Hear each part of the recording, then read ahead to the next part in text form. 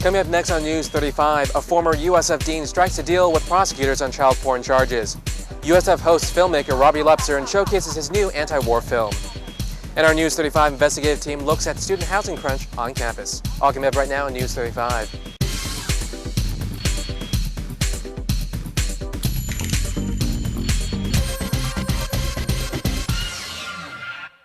Hello, I'm Bobby Lee. Our top story, a former dean of the School of Education has agreed to plead guilty to child porn possession this past Wednesday, November 16th. Federal prosecutors say that 66-year-old William Garner possessed over 15,000 pictures of child pornography, including many depicting sadism or masochism. Gardner's plea bargain puts him behind bars for 5 years, 3 months, and includes a $12,500 fine plus a $50,000 payment to a child abuse prevention center. Gardner resigned from the university back in July 2006. The university issued this following statement after the plea agreement was announced. Quote, "The University of San Francisco is shocked and deeply disturbed by this news. USF had no knowledge of any wrongdoing." The USF Politics Society and the Politics Department held an election night event in Crossroads on Tuesday, November 7th, tabulating results leading up to the Democratic takeover of Congress. Noelle Kessler reports. On Tuesday, November 7th, USF students and professors gathered in Crossroads to watch the 2006 election race. The Politics Society hosted the election night event where students were able to come together to watch and discuss the race for the Senate and the House of Representatives.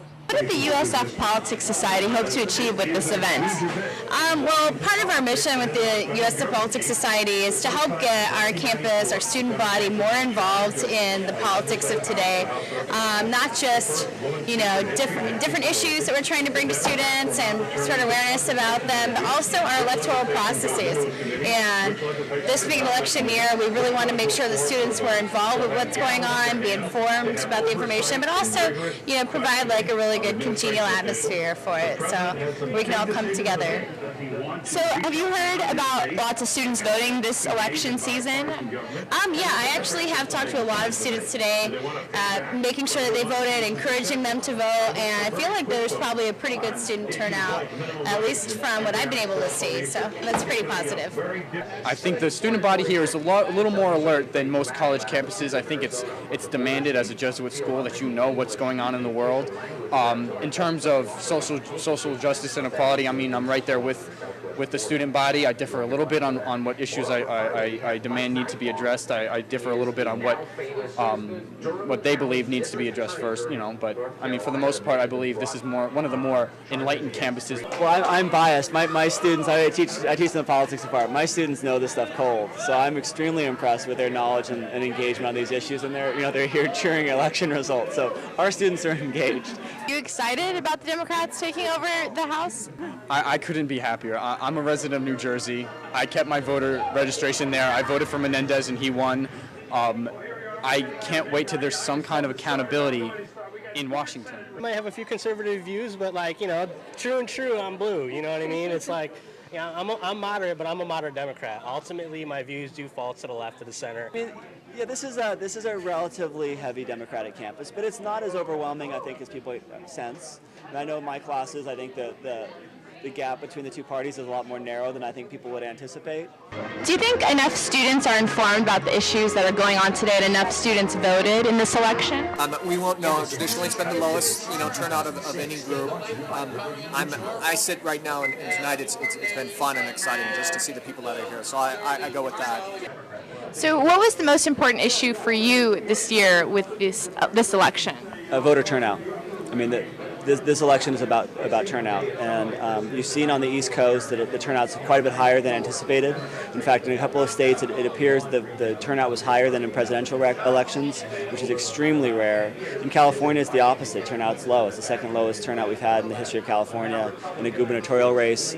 So it's a little bit disappointing. But again, the vote patterns across the country reflect voter turnout and voter interest in the races. Even though students felt strongly for different issues and propositions, there was an overwhelming presence of Democratic support in the room. This is Noelle Kessler reporting for USFtv News. The USF Politics Society also invited filmmaker Robbie Lepzer to speak to students about his new anti-war film, The Peace Patriots, on Tuesday, November 14th. Maria Isabel Rojas reports. On Tuesday, November 14th, USF sponsored a screening of independent filmmaker Robbie Lepzer's film, The Peace Patriots. The Peace Patriots documents the activities of anti-war activists before and after the U.S. invasion of Iraq. And what made you decide to show this film? It's actually part of a series of events that the Peace and Justice Studies program has been organizing around the war on terror. We started in the spring semester last year with an event, and we've had several events this fall together with the Politics Society, educating students about the war on terror, what's involved, what they can do, what the issues are that they might want to think about. Like, would you recommend this film to others? Oh, most certainly, yes. And actually, I should mention that the Peace and Justice Studies program does have a copy, and we are very happy to lend it out to students and or to other departments on campus. Like, will you recommend this film to others? Absolutely. I recommend it to everyone. I recommend it to not only Americans, but, citizens of other nations as well. I think that more than anything, even if you're conservative, it's just good to be educated on, opposing arguments. And just as it's good for, if you're liberal, to be educated on the opposing arguments of conservatives, I think. After the film, USF students had the chance to speak with Robbie Lepzer himself. With your film, The Peace Patriot, what message are you trying to get across? Well, I'm trying to say that peace is patriotic. I'm really actually trying to redefine what patriotism means. For so long, that word has been kind of the sole domain of the right wing. And I'm trying to take it back and say that protest is patriotic, that working for peace is patriotic. What compelled you to make such a film? Well, beginning in the summer of 2002, when the Bush administration first announced its plans to invade Iraq, I watched as the protests grew from thousands of people to millions of people all across the United States and the world. This movement of protesting this war against Iraq grew at a larger and faster rate.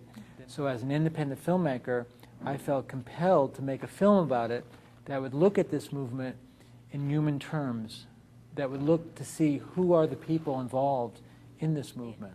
Who would you want to inspire or influence with your film? I hope that I'm inspiring everybody. What I really would like to see, what my dream, what my hope is for people to feel more empowered, to feel more hopeful. I really feel that we can all make a difference, and I want my films to help bring some glimmer of hope that by working together on a collective basis, we can change history and we can have an impact on the world. And that's what my films are about. This is Maria Isabella Rojas reporting for USFtv News 35. Coming up after the break, a News 35 investigation. We take a look at the student housing crunch on campus.